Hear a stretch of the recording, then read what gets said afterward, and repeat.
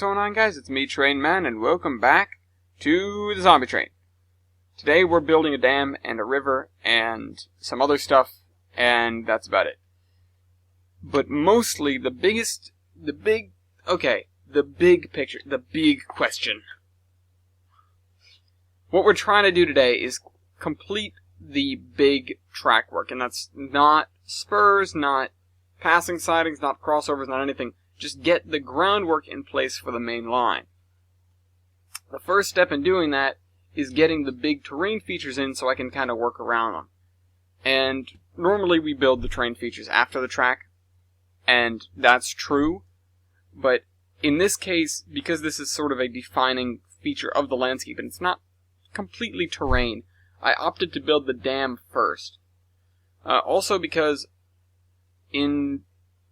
in truth, I'm not going to be the one working on the gorge for most of this. So I need to have everything big that I need to be there before I hand this off. So that nothing gets overwritten, overdone by something else somebody else wants to do. So I found this dam spline, and you didn't get to see me hop into the other world to figure out where it was, or to figure out what the name of it was. Then it occurs to me that I can only build it at right angles. So I go on and I trim up the water and I adjust the thing. And voila, we have a dam.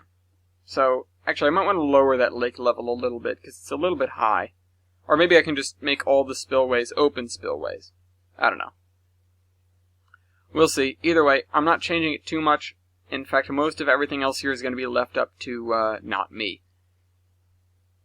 So I put this track across the dam because there was just enough room for it, but I will put a buffer at the other end, you'll see, in just a minute. And so now I'm building the track up out of the dam, and the main line will run right by here. So this is me waiting for that to come in. I grab the thing, I put it down, and then we're done with that. So I was just trying to get it up to the land level here, which I think is about 200. And that's just fine. So we get that in place, and then I come back here and start with the big work, the important work. Now, this week is not a scenery week. If you count the dam and lake as scenery, I mean, I guess it is. But this was not a lake. This was not a lake that I designed to do scenery in. Anyways. I can't swim. I can't do scenery in a lake. No. Disclaimer, I can actually swim. Anyways. This is not the episode I meant to do scenery. This is not a scenery episode. It's an episode of big stuff, because I'm not the one doing the scenery around here. If you'll notice some areas where the last time we saw this map there was not scenery, there is scenery now. Whoa!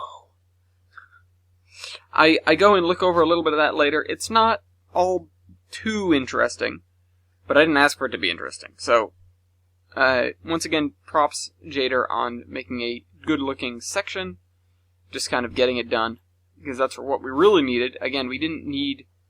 This route was never meant to be a scenic masterpiece. It was designed for the Iron Horseman Chronicles, which means all it really has to do is be better than the full Buccaneers. And that wasn't a very high bar. So,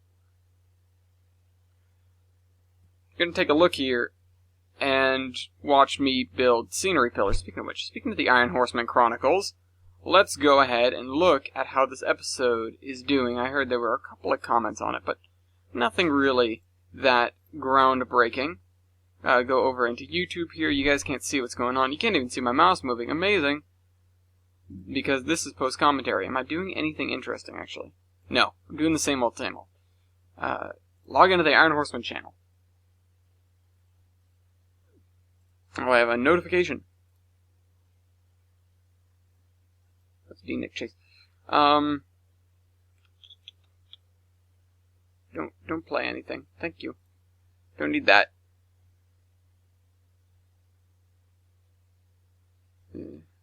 Alright. Nothing particularly interesting. Got 57 views so far. I'm pretty proud of it. Next one's coming out on Saturday. Cross your fingers. Probably will be. Anyways.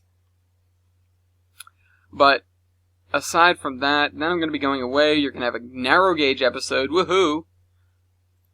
And then after that, it's back to Troy with... Which as of this point, you guys haven't seen Troy yet, and you really don't see much of Troy. You see Troy Yard. The city itself is different than that. But here's me doing this.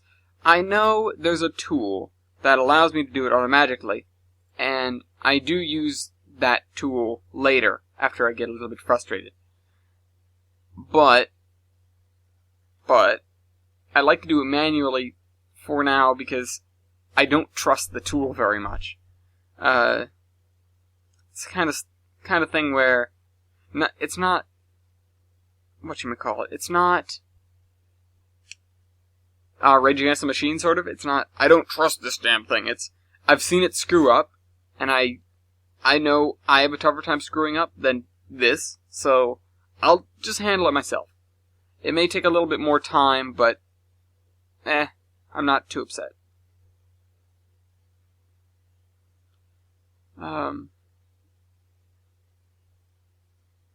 Alright.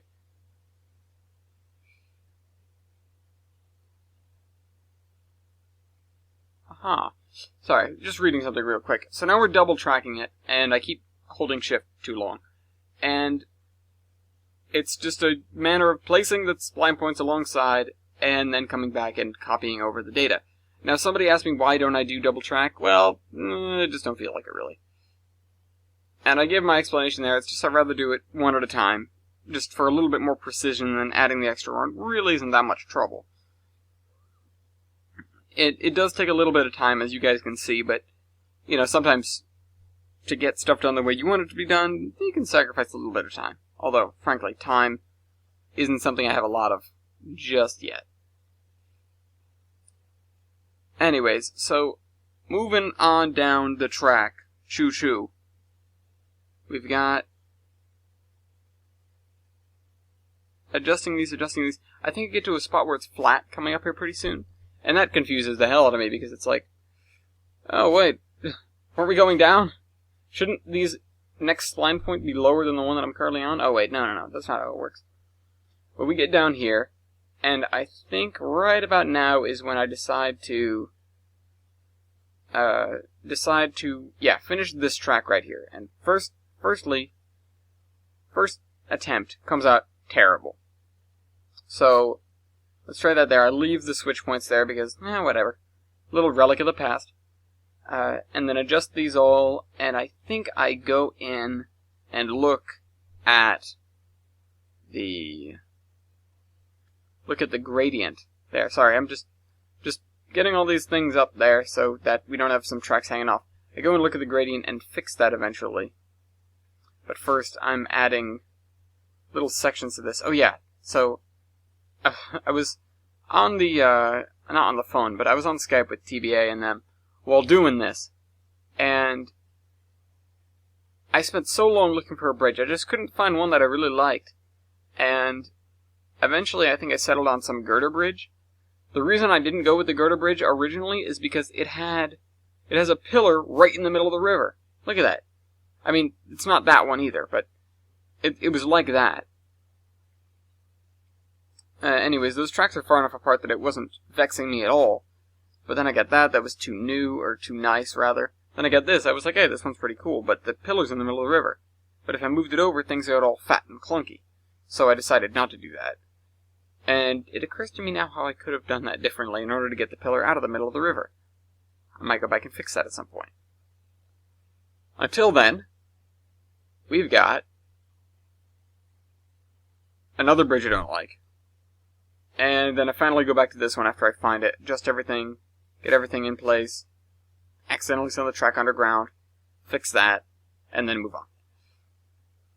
Alright, next we hollow out the basin for the river. Now this is something that I wasn't really sure how I was going to do it, and eventually I just settled on, okay, you know what, I'll just carve out the bottom and let Weibold or Jada or whoever ends up working on this particular section, which is probably going to be Weibold,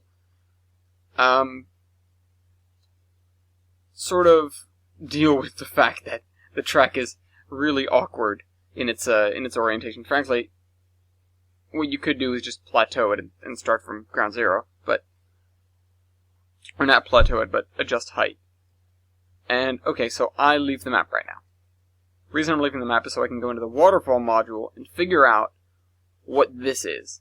So I grab it, it's 50-meter waterfall. So I go back into here, load up, go back here, grab the 50-meter waterfall, put it down, and it doesn't reach. Okay, well, that's not my problem now.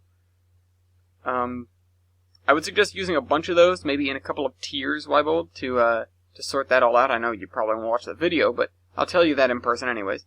As well, I should say. And then we've got the river here. This river is very wide, and it could probably be amended. If you want to make the river tighter, I wouldn't blame you. And then I bring out the banks to conceal the poking edges of the water. Fix that track work. Make the curve a little bit nicer. And then come down here, adjust the river a little bit, because it was a little bit narrow at points. And then I do the last big thing, which is connecting this to that. And that is the last big stretch of track that I really need to get done in order for this area to be, quote-unquote, complete from a track work standpoint. Or at least in beta, or drivable, really. It's drivable now. You can drive to get from point A to point B. You now have 2 different options when I'm done with this. And it just sort of made the track weave back and forth. Not sure really what the motivation is for the track doing this, but that will be up to the makers of the terrain. I always like to have, a point to why the track wobbles back and forth, and that's of course explained in the geography. And the geography is explained by a lot of things like water features and stuff. Well, why is this hill here? Well, this isn't just a hill, it's a drumlin. It was part of a drumlin field. The glaciers came through here thousands of years ago, left all these hills like this. Instead of, why is there a hill here? Because there's a hill there. Okay, thanks.